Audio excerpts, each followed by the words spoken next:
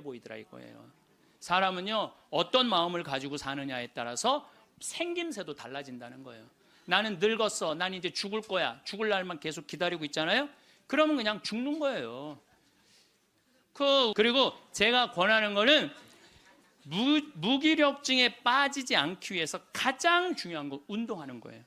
헬스 자전거 타는 거. 헬스 자전거 꼭 타세요. 허벅지에 근육이 풀리잖아요. 그때부터 누워서 똥오줌 싸는 거예요. 여러분들 누워서 똥오줌 싸는 사람들 많이 보셨어요? 아마 내가 제일 많이 봤을 거야. 누워서 똥오줌. 왜냐하면 환자 봉송체 나가니까. 그러면요 한 5년 10년 누워서 똥오줌 싸는 집에 들어가잖아요. 온 집안에 냄새가 배 있어요. 온 집안에. 그러니 그 집이 기쁨이 있겠어요 없겠어요? 본인만 삶의 질이 떨어지는 게 아니라 그 가족 전체가 삶의 질이 떨어지는 거예요. 또 내가 또 가정방문 간다고 또 청소해놓고 향수는 뿌려갖고 이게 향수하고 섞여갖고 무슨 냄새인지 구분이 안 돼.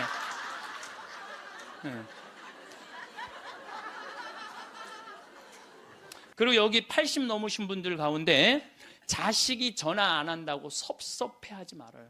자식이 전화 안 한다고. 당연히 잊어먹을 때도 돼요. 그 나이 되면은. 그 나이 되면 잊어먹을 때도 돼요. 어머니 아버지가 있는지 없는지도 모르는데 무슨 전화야 전화는.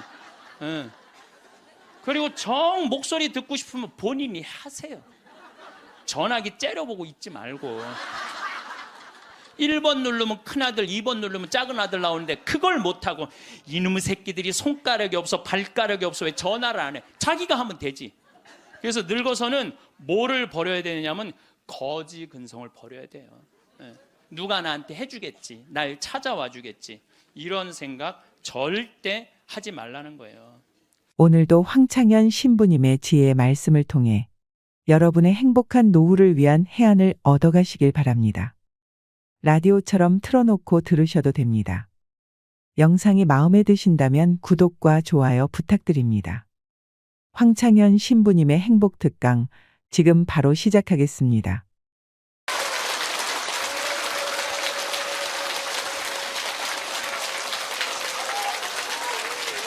네, 감사합니다. 시작 기도 바치고 강의 시작하도록 하겠습니다. 예전에는 40살, 50살까지 살 때는 치매가 뭔지, 노년의 외로움이 뭔지도 모르고 살았어요. 그런데 이제는 70, 80, 100, 110살까지 살면서 점점 사는 게 재미가 없어져요. 그래서 나이가 들면은 뭐가 드느냐면 무기력증이 든다고 말씀을 드렸어요. 여러분들 사는 게 재미가 하나도 없고 무기력증에 빠지면 그 다음에 오는 건 우울증이에요. 이제 병으로 발전해요. 우울증이 오고 나면 그 다음에 오는 건 자살밖에 없어요. 그래서 우리나라 그 할머니들 65세 이상 할머니들 그 우울증을 조사해 보면은 부부가 같이 노년에 살면 우울증이 21% 온대요. 그리고 자식하고 살면 27%가 온대요. 그러니까 여러분들 늙어서 자식들하고 살면은 행복할 것 같죠? 행복하지 않아요. 그러니까 여러분들 나는 늙어서 자식한테 효도받고 산다? 아니에요. 나이를 70, 80, 90 넘어가면서 자식하고 살면은요 서름받고 섭섭하고 또 내 마음 몰라주고 내가 저를 어떻게 키웠는데 나를 이렇게 무시해? 자기 오래 사는 줄 모르고 섭섭한 것만 생각해요. 자기 오래 사는 줄 모르고 섭섭한 것만 생각해요. 그러니까 자식하고 살면은 우울증에 더 많이 걸리는 거예요. 그러니까 여기 계신 여러분들은 늙어서 자식하고 한 집에서 산다는 생각은 아예 머릿속에서 빼버려야 돼요. 빼버려야 돼. 또 문제는 혼자 살면은요 이 우울증은 41%로 늘어나요. 혼자 살면. 누가 뭐라 그래도 늙어서는 부부가 같이 사는 게 제일 좋아요. 누가 뭐라 그래도. 그러니까 여러분들 지금 여기 60, 70 되신 분들, 50 되신 분들도 마찬가지예요. 내가 지금 자식 걱정하고 뭐 며느리 걱정하고 손자 걱정하고 손녀 걱정할 때가 아니라니까요. 네.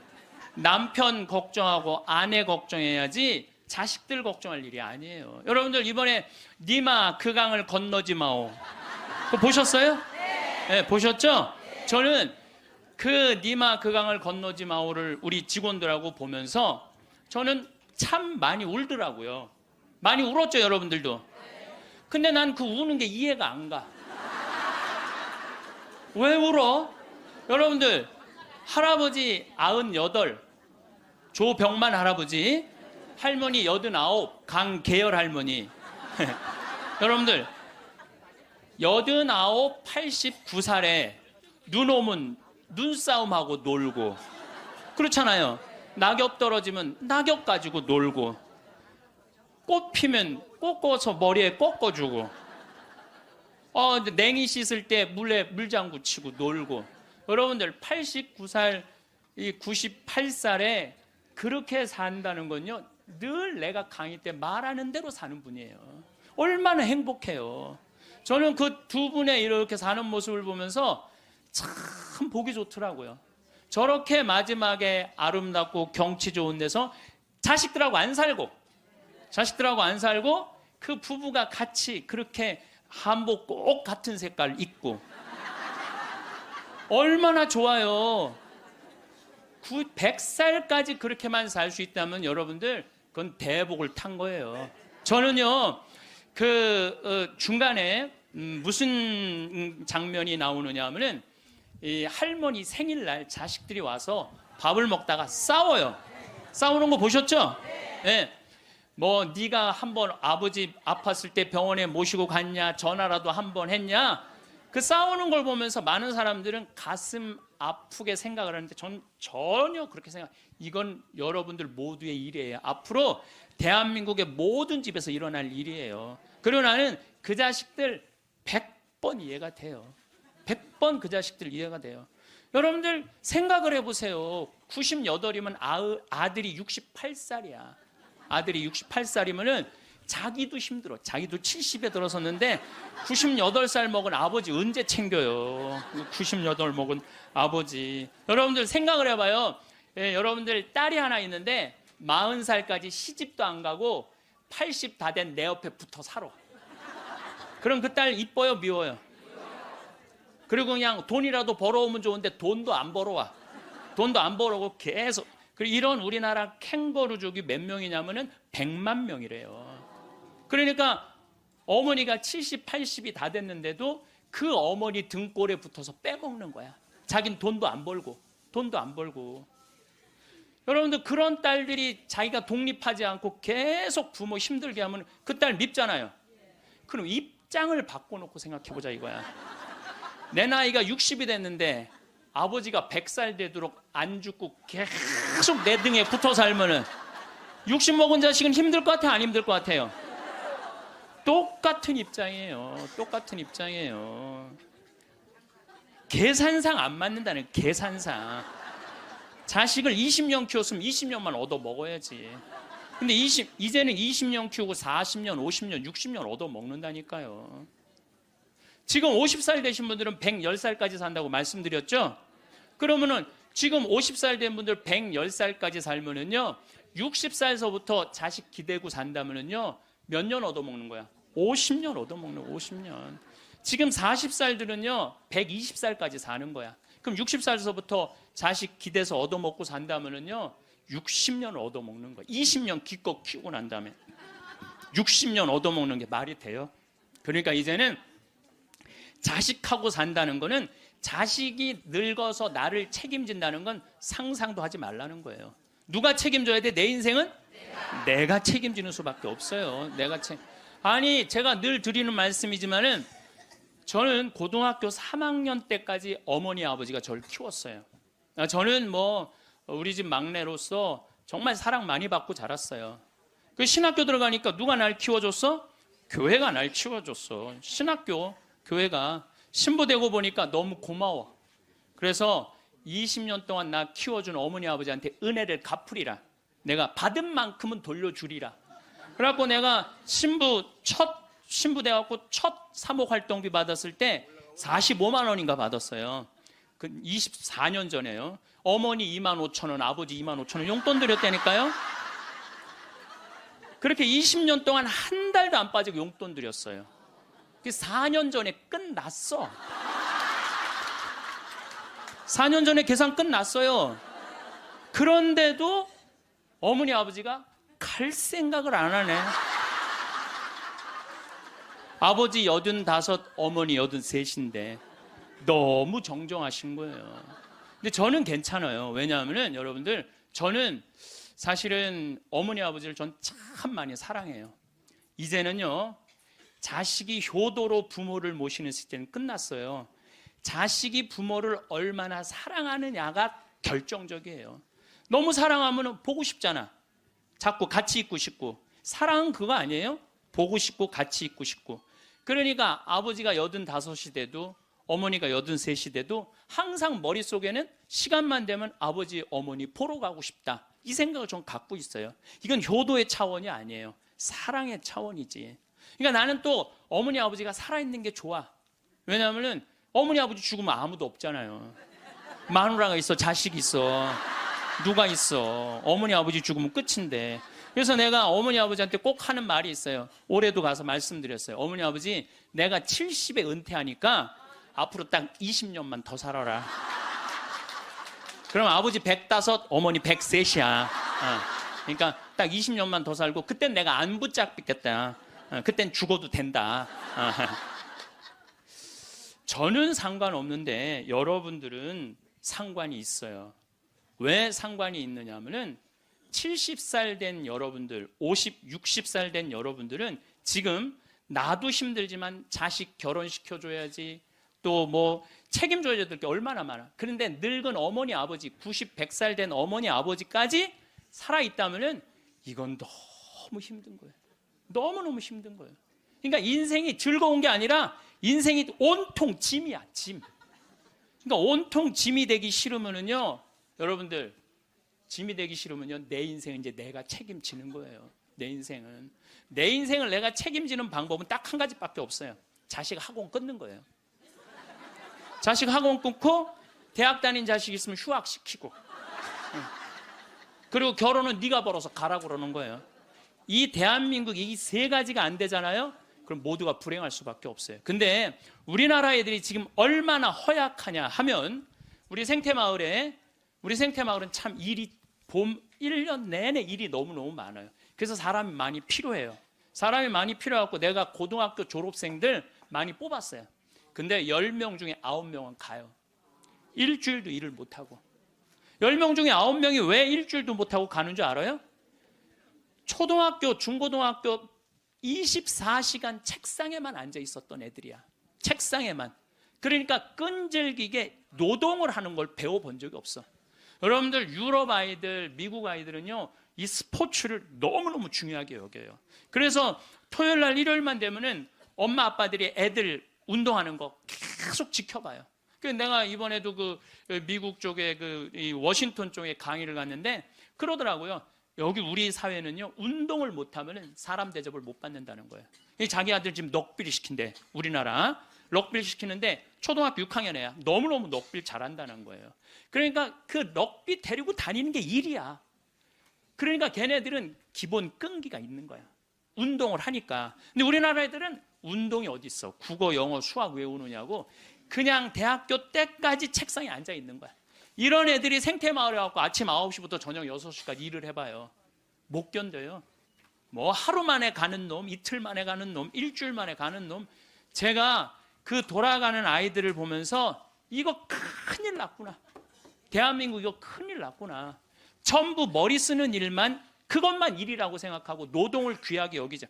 여러분들, 노동을 귀하게 여기지 않으면요, 그 사회는요 끝나는 수밖에 없어요. 로마가 왜 망했어요? 자기 나라 지키는 용병 다 용병 갖다 써갖고 망한 거예요. 우리나라도 지금 외국인 노동자들 엄청나게 들어오잖아요. 그러니까 중소기업에 가보면 전부 사람이 없다고 난리야. 그런데 국가에 보면은 지금 애들 캥거루족이 100만 명에 취직 못하는 애들 200~300만 명이 넘게 집에서 그냥 노는 거야. 아무 일도 안 하고 엄마 돈 빼먹는 거죠. 엄마 아빠 등골 빼먹는 거예요. 그거는 엄마 아빠의 등골만 빼먹는 게 아니라 80, 90까지 살 엄마 아빠 등골까지 다 빼먹는 거예요. 이게 여러분들 보통 심각한 문제가 아니에요. 대한민국 지금 심각해요. 자식들한테 돈 다 뺏긴 노인들, 쓸 돈이 없어서 집 안에만 그냥 박혀 있는 거예요.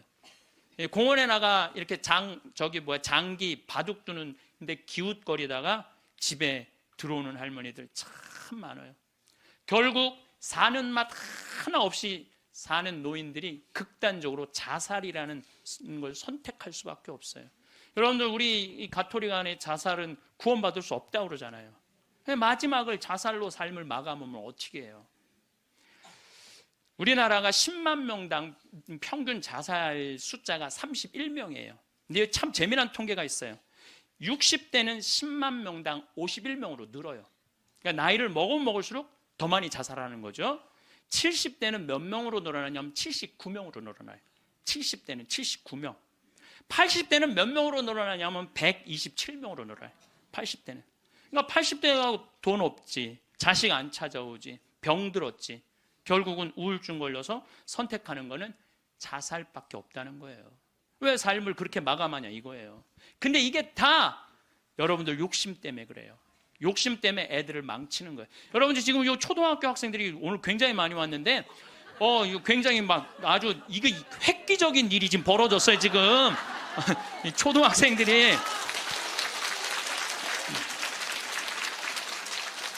쟤네들이요 선행학습을 학원에 가서 한 번 하고 집에서 숙제하고 그리고 학교 가면은요 선생님이 가르치는 게 재미가 하나도 없대요. 세 번째 공부하니까. 세 번째 그러니까 선생님이 존경스럽지가 않은 거야. 그래서 쟤네들이 학교 다니는 게 재미가 하나도 없는 거예요. 여러분들, 학교 다니는 게 재미가 없는 애들이 나중에 어떻게 될 것 같아요? 컴퓨터 게임에 빠지는 거예요. 근데 그게 선행학습이 누구 때문에 벌어지는 거냐? 대한민국의 부모들 때문에 그래요. 내만 1등 시키고 싶은 이 욕심, 이게 대한민국을 병들게 하고 아이들 병들게 하고, 그것만에 거기에 학원비 들어가는 건 내 노년의 이 연금을 다 쏟아붓는 거야. 그래서 마지막에는 자살을 선택할 수밖에 없어요. 대한민국이 건강해지려면요, 제가 농담으로 하는 얘기가 아니에요. 학원 끊고 대학 휴학시키고 지금 저기 집에서 노는 놈들 전부 공장에 취직시켜갖고 일시켜야 돼요. 그래야지 대한민국 건강하게 살아가요. 여러분들도 살 끼고 자식들도 살 길이 그거예요. 여기 어느 외로운 노인의 글이 하나 있는데 참 모든 인생이 다 들어있어서 제가 여러분들한테 한번 읽어드릴게요. 3년 전 마누라가 세상을 떠난 뒤 나는 외로움을 견디다 못해 함께 살자는 아들의 청을 받아들였다. 여러분들, 지금 할머니 할아버지들 집에서 할머니 할아버지들 보면 많이 싸우죠. 많이 싸우죠. 그게 얼마나 큰 행복인지 몰라요. 싸우는 것도 행복이에요. 싸울 남편도 없잖아요. 그럼요, 그거 얼마나 외로운데요. 외로울 수밖에 없어요. 나는 내가 강의 때 핸드폰 울려도 한 번도 신경질을 부린 적이 없어. 내가 나는 아늑하고 편안한 아들네 집에서 학교 간 손자들과 직장에 나간 아들과 며느리가 돌아오는 저녁 때를 기다렸다. 그러니까 자식 집에 들어가서 살아도요 혼자인 거예요. 혼자인 거예요. 아이들이 있어 집안 분위기가 활기찰 것이라고 기대했지만 손자 녀석들은 학교에서 돌아오자마자 늘 숙제하느라고 바빴다. 공부하느냐고 할머니 할아버지랑 놀아줄 시간 없다는 얘기예요. 하루에 한 번 저녁 시간에 온 식구가 모였는데 식사 분위기는 대체로 딱딱했다. 가끔 어린 손자가 학교에서 일어난 일을 얘기하며 깔깔대면 제 어미가 할아버지 앞에서 떠들면 못 써 하고 야단을 쳤다. 사실 나는 녀석들이 짓거리는 일이 즐거웠는데 말이다. 차를 마실 때라도 두런두런 이야기를 나누면 좋으련만 아들이 아버님 늦었습니다. 이제 그만 주무시지요 하고 말하면 나는 잠이 오지 않아도 내 방에 가야 했다. 감옥이죠, 감옥. 바깥에 나가고 혼자 있을 수도 없고 자식하고 산다고 행복한 게 아니라니까요. 그러던 어느 날 이웃 노인 몇 사람과 오래간만에 즐겁게 마작을 하다가 시간 가는 줄 몰랐다. 그러다 저녁에 퇴근한 며느리에게 그 노인들 식사를 같이 부탁했는데 며느리가 진수성찬을 차려올렸다. 그런데 이튿날 아침이었다. 아들이 미리 말도 없이 손님을 청하면 어떡하냐면서 앞으로 그러지 마세요라고 말했다. 언젠가부터 나는 자주 배가 고팠다. 금방 밥을 먹어도 또 배가 고팠는데 냉장고에 내가 먹을 만한 간식이 없었다. 그래서 나는 매일 늙은 행상한테서 만두를 3상자씩 사 먹었다. 그 뒤로는 뱃속이 편안했고 하루 종일 목소리를 쓰지 않는 나로서는 만두 장수와 이야기 나누는 일도 즐거웠다. 여러분들 늙으면은요, 이 만두 장사랑 얘기 나누는 것도 즐거워. 나하고 누가 말만 해줘도. 그래서 우리 생태마을에 전화해갖고 할머니들요, 무지하게 통화 오래 하는 할머니들 많아요. 어느 날 만두 장수는 내게 줄 거스름돈이 모자라 나중에 며느리를 통해서 돈을 건네주었는데, 며느리는 아버님이 이렇게 직접 사다 드시면 사람들이 우리가 아버님을 잘 돌보지 않는다고 생각할 거예요 라고 말했다. 그렇게 2년이 흘렀다. 갈증이 나고 자주 오줌이 마려운 증세가 더 심해져 병원에 갔더니 당뇨병이라고 했다. 아들은 너무 많이 드셔서 그 병에 걸린 겁니다 라고 말했다. 며칠 뒤 내 몸은 회복됐지만 마음은 뒤숭숭했다. 그러다 문득 마누라 장례식 때 보고 여태 만나지 못한 친구가 생각났다. 그때 친구는 장례식장에서 양로원 생활이 즐겁다고 했다. 같은 연배의 늙은이들과 산책도 하고 요리도 하고 밤 늦게까지 얘기도 나눈다며 만족한 표정을 지었다. 내가 들어갈 방도 있냐고 묻자 친구는 자네는 아들과 더불어 만년을 편안히 즐기게 라고 말했다. 여러분들 늙어서요, 늙은 친구들하고 어울려서 노는 게 행복할 것 같아요? 나 쳐다보지도 않는 아들하고 사는 게 행복할 것 같아요? 여러분들 여기 지금 늙은 친구들하고 오신 분들 많죠? 네. 아들이 여기 와서 놀아줄 수 있어요? 못 놀아줘요? 못 놀아줘요. 그러니까 이 생각을 바꿔야 된다는 거예요. 그냥 돈을 꾸리고 아껴서 그 옆에 있는 소중한 친구하고 밥 한 번 사 먹을 생각 안 하고 자식 뒷돈 대줄 생각만. 그 정신 나간 엄마 아빠들이라는 거예요. 그러면 나는 그 친구의 말에 공감했지만 이미 3년을 편안하게 보냈으니 그것으로 족하지 않는가. 나는 자리에서 일어나 주섬주섬 짐을 꾸렸다.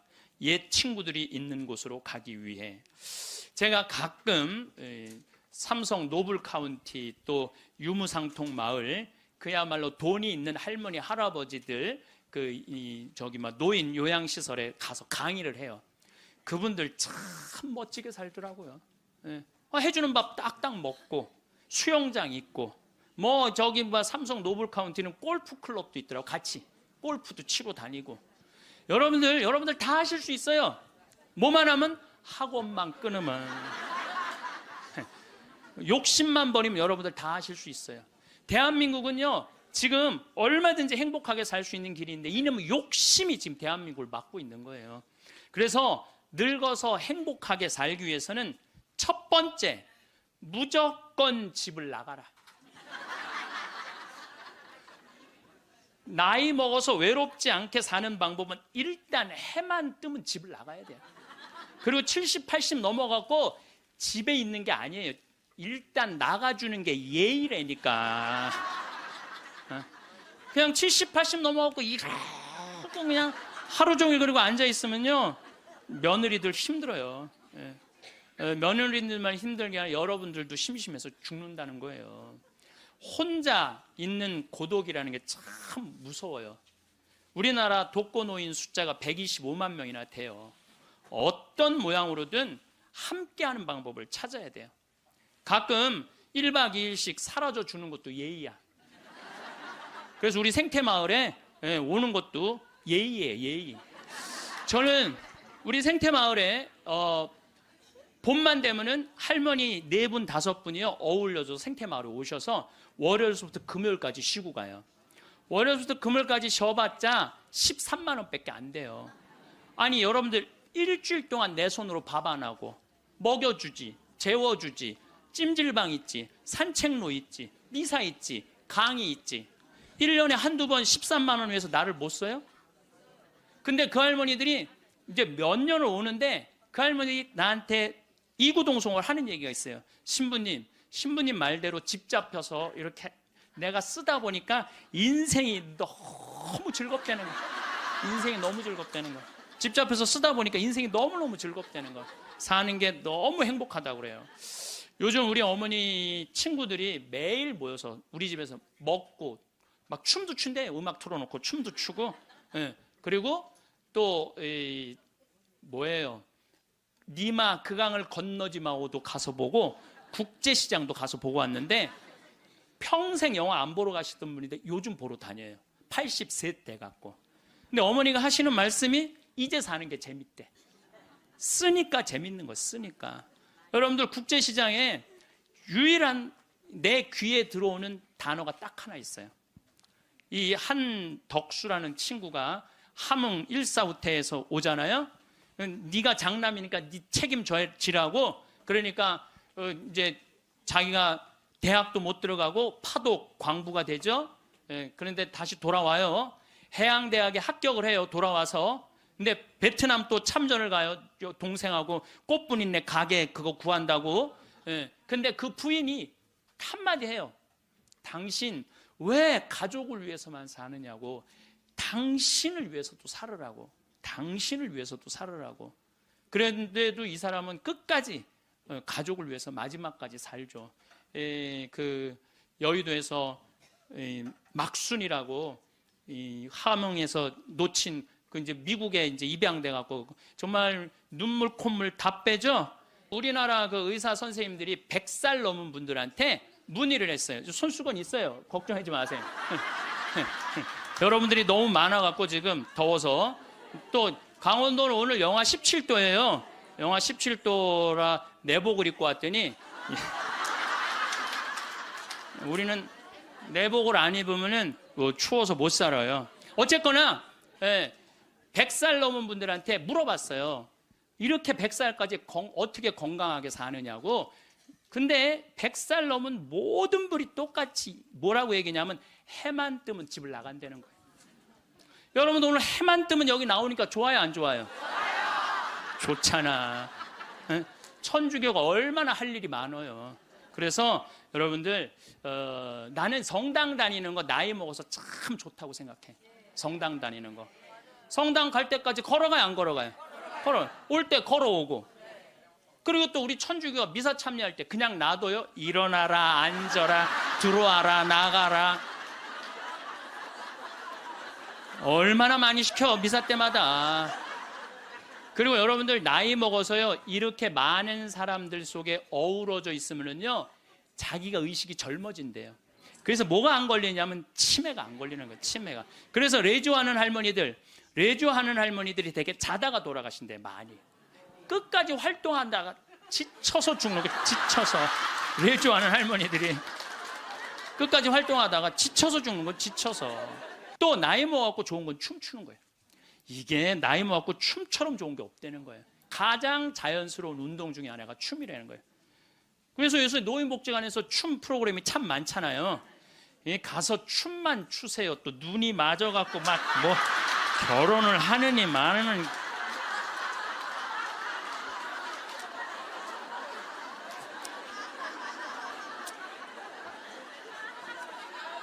돈 쓰는 거 아깝다고 72%의 돈 쓰는 거 아깝다고 72%의 할머니 할아버지들이 아무것도 안 해서 집에만 있는다는 거야. 우리나라에 지금 72%의 할머니 할아버지들이 돈 쓰는 거 무섭고 아깝다고 아무것도 안 하고 집에서 있는다는 거예요. 그런데 이 중에 45%는 극빈자예요. 극빈자라고 그러는 거는 정말 어려운 분들이 우리나라 OECD 국가 중에 노인 가장 가난한 나라가 우리나라예요. 이것도 참 슬픈 일이에요. 왜냐하면 우리나라가 정말 잘 사는 나라거든요. 여러분들 우리나라 잘 사는 나라인지 모르세요?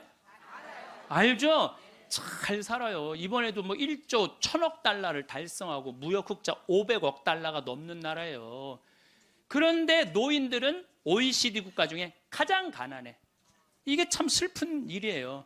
근데 어쨌든 45%는 정말 쓸 돈이 없는 할머니 할아버지들이에요. 그런데 나머지 27%는 돈 쓰는 게 아까워서 못 쓰는 분들이에요. 27%는 여러분들이 여가 활동도 하지 않고 27%의 할머니들 아무것도 안 하면 이 할머니들이 뭐 하는 거냐면 나중에 누워서 똥 좀 싸는 거예요. 여러분들 이 돈 간병인 병원비로 다 씁니다. 안 쓰는 거.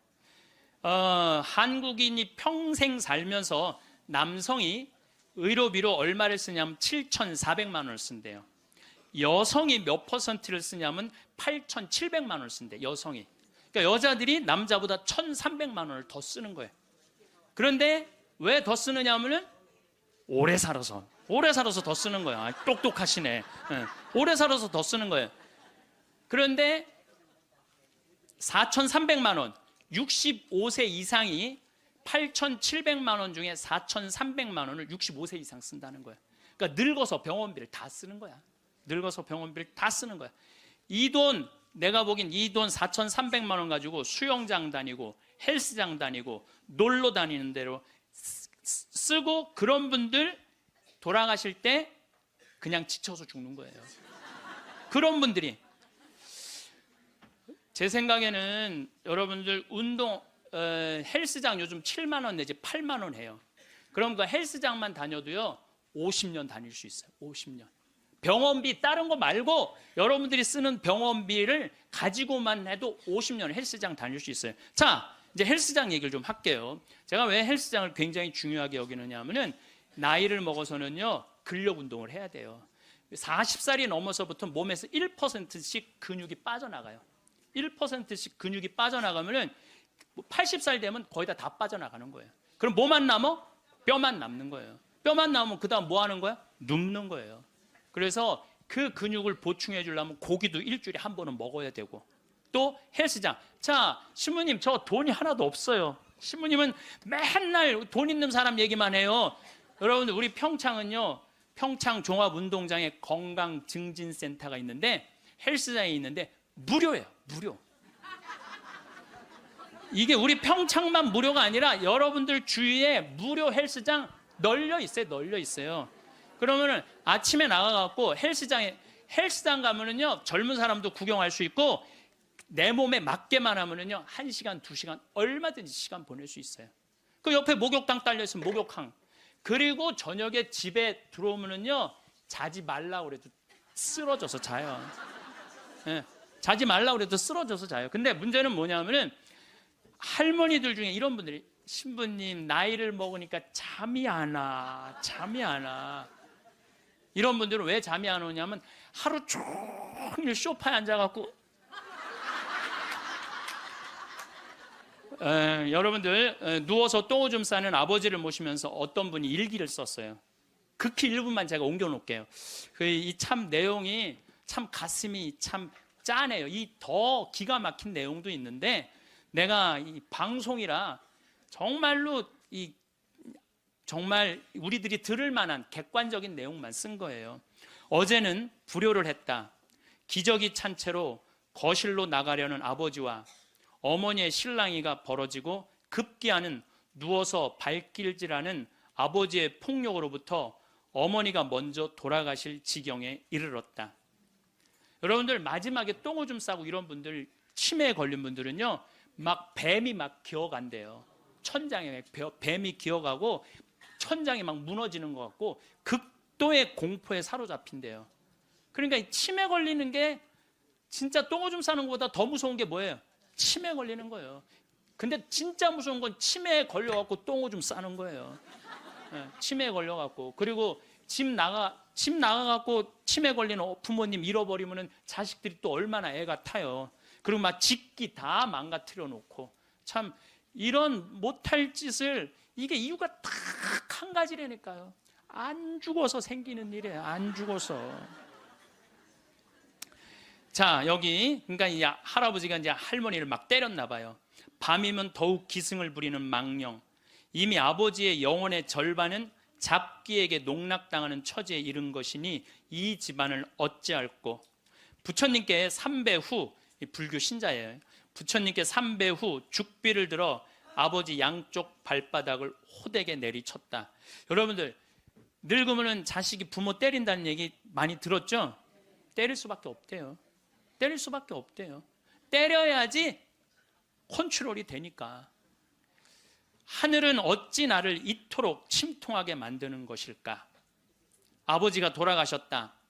염을 할 때 무릎 꿇고 용서를 빌었다. 잘못했습니다. 용서해 주세요. 용서해 주세요. 수도 없이 눈물로 용서를 빌었다. 그러니까 제 생각에는 자식들한테 이런 고통 주기 싫으면은 자기 인생은 누가 책임지는 거야? 자기가 책임져야 돼. 나이 들어 자식에게 의존하는 마음 자체를 없애야 돼요. 끝까지 내 힘으로 화장실 가고 돌아다닐 수 있을 때까지 돌아다니라는 거예요. 저는 지난 가을에 우리 어머니 아버지가 우리 생태마을에 오래간만에 오셨어요. 근데 아버지가 주치를 참 잘 캐요. 아버지 산삼도 잘 캐지만 주치, 이 3대 명약이 있다고 그러잖아요. 산삼, 주치, 동충하초. 근데 우리 아버지는 산삼도 캐서 나 먹이고 동충하초도 주치도 캐서 먹여요. 그러니까 우리 아버지가 가을 내내 산에 다니면서 주치를 캤어요. 인터넷 가서 찾아보세요. 네. 그게 우리 보통 서민들이 먹는 산삼만큼 좋은 약이라고 그래요.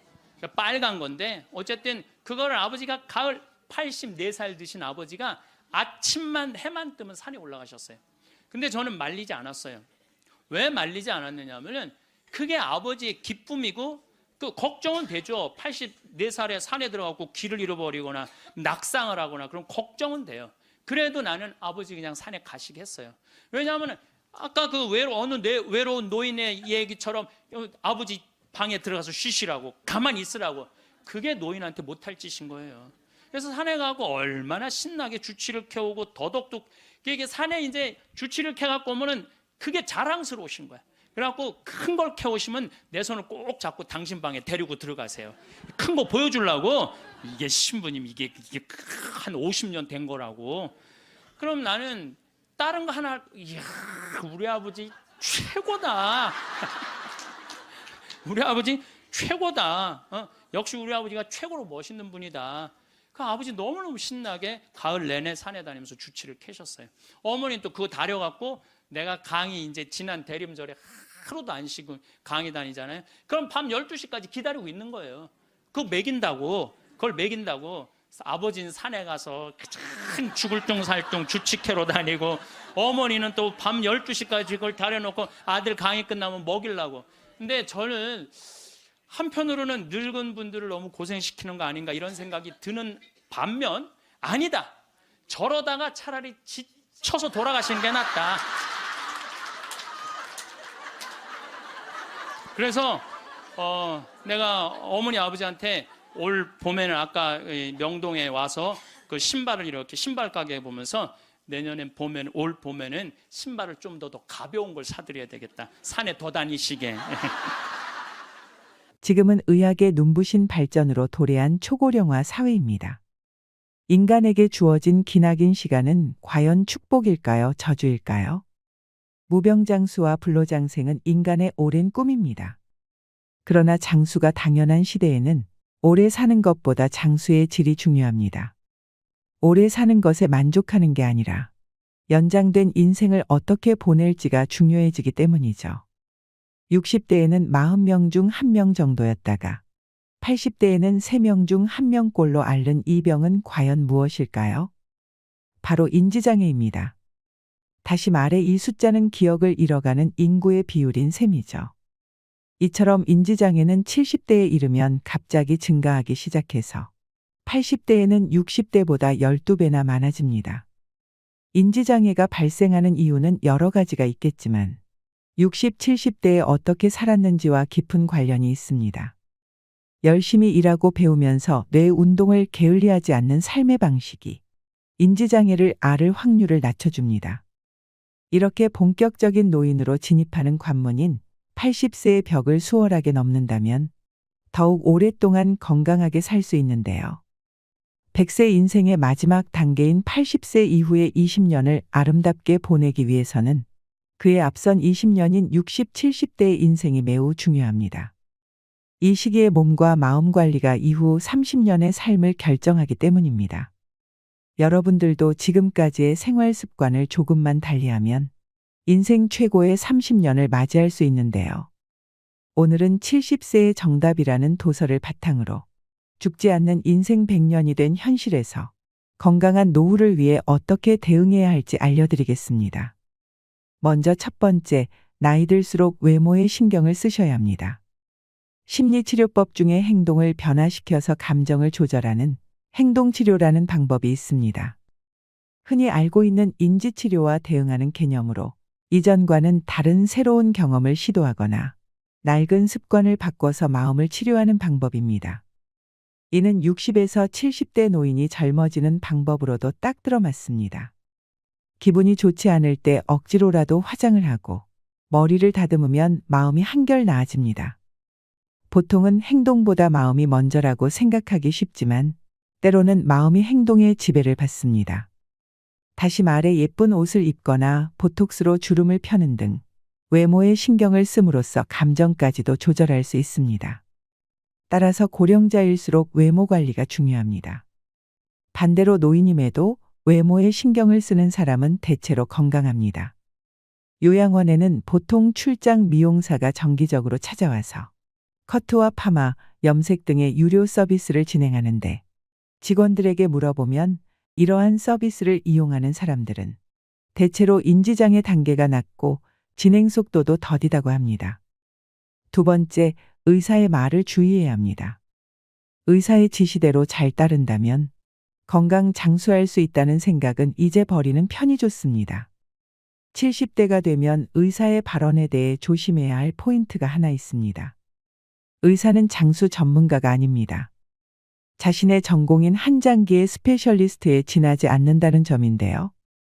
원래 의사나 임상 교수들이 말하는 몸에 좋다는 말은 자신의 전문 장기에 좋다는 것을 의미합니다.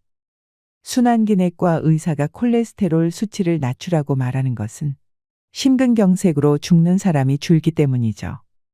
그러나 실제로 콜레스테롤의 저하는 면역 기능을 저하시킵니다. 이는 역으로 암으로 사망하는 사람이 증가한다는 의미와도 같습니다. 전체적으로 보면 콜레스테롤이 높은 사람이 비교적 장수한다는 조사 결과가 다수 나와 있으며 그 반대는 거의 없습니다. 호흡기내과 의사는 호흡기 건강을 위해, 소화기내과는 소화기 건강을 위해 환자를 진찰하고 있는 것에 불과합니다. 의사가 몸에 좋고 나쁘다고 말하는 것은 자신이 전문으로 하는 장기에 있어서 좋은지 나쁜지를 말하는 것뿐입니다. 즉, 장수를 위한 전문적인 의사는 없습니다. 인간의 몸 전체를 보고 어떻게 하는 것이 몸에 좋고 어떻게 하면 몸에 나쁜지 말해주는 의사는 거의 없다는 말인데요. 40대, 50대에 심근경색이 되어 돌연사하고 싶지 않다면 이러한 스페셜리스트 의사에게 진찰을 받는 것도 의미가 있을 것입니다. 순환기내과 의사에게 진찰을 받는다면 심각한 심장 질환을 예방할 가능성은 있습니다. 하지만 70대가 되면 신체의 모든 장기의 활동력이 떨어집니다. 어떤 장기의 스페셜리스트의 말만 그대로 받아들이면 진찰받고 있는 장기는 좋아져도 다른 장기에 지장이 생깁니다. 결국 몸 전체에 손상을 입는 일이 발생할 가능성이 있습니다. 꼭 필요하다고 단언할 수 없는 수술이나 치료를 할 필요는 없습니다. 의사가 시키는 대로 하고 결과적으로 생활의 질을 떨어뜨리는 경우는 자주 생길 것입니다. 최악의 경우 어쩌면 수명을 단출시킬 수도 있습니다. 그렇게 되지 않기 위해서라도 70대가 되면 의사의 말을 액면 그대로 믿어서는 안 됩니다. 특히 중병을 앓는 경우 대학 교수라는 직함을 가진 의사를 그다지 신용하지 않는 편이 좋을 것입니다. 그들은 전형적인 스페셜리스트이며 고령자를 진찰하는 경험이 적은 의사가 많습니다. 앞으로 의사가 뭐라고 해도 그냥 고개만 끄덕이지 말고 스스로 생각하는 습관을 들이셔야 합니다. 과연 이 지시에 따라야 내가 오래 살 수 있는가? 내가 원하는 대로 만년을 건강하게 살 수 있는가를 스스로 생각하는 것입니다. 그러기 위해서는 자신 나름의 정보 수집이나 다른 의사의 진단을 듣는 등의 노력을 아끼지 마셔야 합니다. 세 번째, 퇴직 후에도 일해야 늙지 않습니다. 70대의 생활 방식은 참으로 중요합니다. 간병을 받는 환자가 되는 시기를 가급적 늦추고 80대 이후에도 건강하게 보내기 위한 마지막 활동기이기 때문입니다. 정년 연장이나 정년 후에 재고용 등 고령이 되어도 일하는 환경이 준비되고 있지만 그래도 70대가 되면 근무하던 회사를 그만두고 퇴직하시는 분들이 많을 텐데요. 70대 때 단번에 늙는 사람은 전형적으로 은퇴한 직후부터 일체 활동을 그만두는 경우입니다. 지금까지 열심히 일해왔기 때문에 퇴직하면 이제 아무것도 하지 않고 집에서 빈둥빈둥 지내고 싶다고 손꼽아 퇴직하는 날을 기다리는 사람도 있죠. 그러나 70세까지 현역으로 일을 하던 사람이 퇴직 후에 무엇을 할지 생각하지도 않고 은퇴하면 단번에 늙어버리는 일이 많습니다. 퇴직 후 집에만 틀어박혀 있는 70대라면 약 1개월 정도 지나면 운동 기능 가운데 상당 부분이 저하되기 쉬운데요. 집에서 지내면 평소 뇌 활동이 없어지고 치매 위험도 높아지게 됩니다. 특히 전두엽의 노화가 단번에 진행되게 되는데요. 창조적 능력이나 다른 사람에 대한 공감 능력, 예상치 못한 일에 대처하는 능력에 관여하는 부분입니다. 이 부분이 노화되면 어떤 일에도 의욕이 생기지 않고 활동 자체를 귀찮아하게 됩니다. 또 외형적인 인상에서도 발랄한 느낌을 잃은 기운 없는 노인으로 변모하게 됩니다. 그렇게 되지 않기 위해서라도 조만간 퇴직을 맞이할 단계라면 퇴직 이후 무엇을 할 것인지 미리 준비를 해두셔야 합니다. 퇴직하고 잠시 쉬었다가 다음에 무엇을 할지 생각한다면 어느새 게으른 생활에 휩쓸려 습관으로 굳어버리는 경우가 허다하죠. 퇴직 후에도 사회와 관계를 맺는다는 의미에서는 물론 일이 전부는 아닙니다. 반상회 임원이나 아파트 관리조합이 임원, 취미 모임의 직무를 맡아보는 것도 좋습니다. 자원봉사 활동도 퇴직 후에 사회에 참여하는 하나의 선택지가 될 수 있죠. 누군가와 협동해서 누군가의 도움이 되거나 누군가 나를 필요로 한다고 느끼는 것은 언제까지나 현역 의식을 유지하는 데 큰 도움이 될 것입니다. 70대가 되면 특히 은퇴 등은 생각하지 말고 현역 의식을 유지하는 것이 중요합니다. 그것이 단번에 늙는 것을 막아주는 중요한 방법입니다. 네 번째, 부부가 삼시세끼를 같이 먹으면 황혼이혼을 부릅니다. 은퇴한 남편 때문에 아내에게 생기는 병을 가리키는 부원병이라는 말이 있습니다. 요즘에는 워낙 대중적인 질환이어서 노인정신과 의사라면 가슴이 답답하다는 이유로 병원을 찾는 50에서 60대 여성을 대할 때면 우선 이 병부터 의심해 봅니다. 노후의 부부관계에서 특별한 어려움이 없다면 운이 좋은 경우라고 할 수 있는데요. 함께 보내는 시간이 많아지는 만큼 대다수의 노부부는 크고 작은 갈등을 안고 있기 때문입니다. 특히 삼시세끼를 함께 먹는다면 주의가 필요합니다. 요즘 세상의 부부가 삼시세끼를 함께 먹으면서도 전혀 스트레스를 받지 않는 사람들이 얼마나 있을까요? 통계에 따르면 은퇴 후에 황혼이혼을 하는 부부가 급증하고 있습니다. 25년 이상 같이 살아온 노부부들의 이혼이 최근 10년간 2배 이상 늘었는데 대부분은 아내의 요청에서부터 시작된 것이라고 합니다. 잠시 외출이라도 하려 들면 남편은 어디 가냐, 점심은 어떻게 할 거냐, 몇 시에 올 거네, 라며 연달아 질문을 날립니다. 한술 더 떠서 자기도 같이 가자는 남편까지 있습니다. 이러니 아내들은 물에 젖은 낙엽처럼 끈적끈적 달라붙는 남편에게 정이 떨어지지 않을 수 없습니다. 5번째, 2주간 집에 있으면 7년치 근육이 사라집니다. 노년이 되면 조금만 집에 있는 시간이 길어져도 운동 부족으로 이어져서 하반신 근육이 감소하기 시작합니다. 75세 이상이 2주간 움직이지 않으면 7년간 움직이면서 쌓아왔던 근육이 사라진다는 연구 결과도 있습니다. 또 고령자가 운동량이 부족하면 식욕이 떨어져서 영양 부족 상태에 빠질 위험이 큽니다. 집 밖을 나서지 않는다면 체력 저하는 물론이고 인지장애나 각종 성인병에 걸리기 쉽습니다. 6번째, 70대의 현명의 의사 선택법. 70대가 되면 의사가 말하는 것을 맹신하거나 과도한 기대를 품는 것은 그만두는 편이 낫습니다. 그러나 실상 고령자라면 어떤 이유로든 통원할 수밖에 없는 사람이 많을 것입니다. 그때 어떤 의사를 선택하면 70대, 80대 이후에도 건강하게 살아가는 데 도움이 될까요? 만년의 일상생활을 고려할 때 의사 선택도 매우 중요한 포인트입니다. 가장 손쉽게 의사를 구분하는 방법은 약물에 대해 이야기를 해보는 것인데요. 예를 들어 혈압약을 처방받아 복용 이후 상태가 좋지 않다면 이 약을 먹으면 몸이 나르네요. 약을 바꾸면 머리가 멍해져요 등 솔직하게 상담을 해봐야 합니다. 상태가 썩 좋지 않다고 호소해도 혈압은 정상입니다. 그럴 리가 없습니다. 약 끊고 죽고 싶지 않잖아요 라며 상대해 주지 않고 처방해 준 약을 다시 생각해 주지 않는 의사라면 지금부터라도 그 의사에게 진찰을 받으시면 안 됩니다. 고령이 되면 신체 기능도 개인차가 커지기 때문에 같은 약을 먹어도 아무렇지 않은 사람도 있고 나른함이나 휘청거림, 졸음 등의 증상이 발현되는 사람이 있습니다. 그런데도 몸에 좋으니 마시라고 교과서처럼 진료하는 의사라면 70대 이상의 고령자를 대상으로 하는 의사로선 불안할 수밖에 없습니다. 원래 이런 부류의 의사들은 고령자를 진찰하는 경험이 적거나 고령자를 진료하는 기본을 모를 가능성이 있습니다. 가능한 한 피하는 것이 현명합니다. 70대 고령자가 진찰을 받는다면 가능한 한 고령자를 진찰해 본 경험이 있고 환자가 고통 없이 편안하게 생활할 수 있는 것을 제일 먼저 고려하는 의사가 이상적입니다. 그런 의사라면 환자가 70대, 80대가 되어도 건강하게 생활해 나가는데 안심하고 맡길 수 있다고 생각합니다.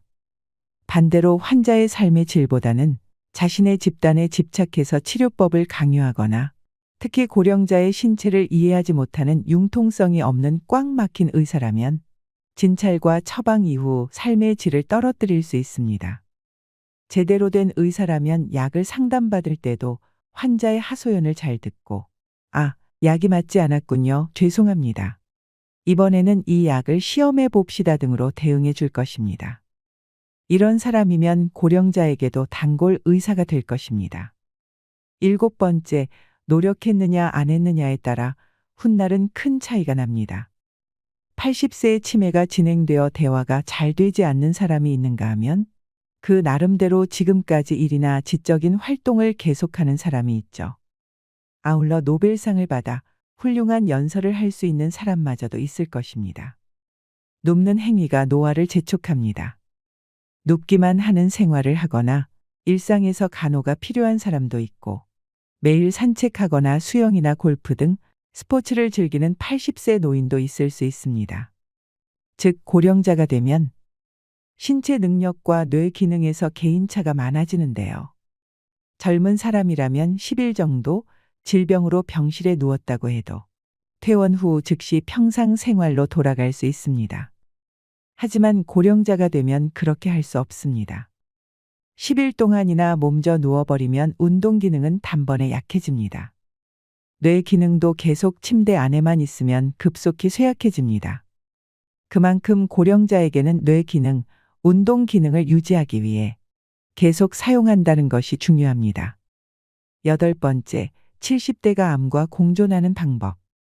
70대가 되면 암으로 고생하는 사람이 늘어납니다. 암과 어떻게 같이 살아가야 하는지에 대한 것은 70대 연령 시절의 큰 과제일 것입니다. 가장 중요한 것은 암 진단을 받았을 때 수술을 할 것인지 여부인데요. 50대 이하라면 수술해도 좋다고 생각합니다. 60대도 회색 존이지만 아직 괜찮을 수 있습니다. 다만 70대 이상의 경우 수술을 하지 않는 편이 더 낫다고 생각합니다. 70대 무렵에 암 제거 수술을 하면 확실히 체력은 떨어지고 빨리 늙습니다. 만약 소화기계 암이라면 수술이 잘 되어도 영양장애가 수반됩니다. 따라서 이후 생활의 질은 떨어지고 현역 시절처럼 건강했던 사람이라도 단번에 힘없는 노인이 되기 마련입니다. 몸 전체의 기능을 떨어뜨리기 때문에 다른 질병에 걸릴 위험도 높아질 것입니다. 그런데도 수술을 단행하는 사람들이 많은 이유는 비록 수술로 몸이 약해져도 수술하지 않는 것보다는 오래 살 것으로 기대하기 때문인데요. 힘이 없어져도 1년이라도 더 오래 살 것인가?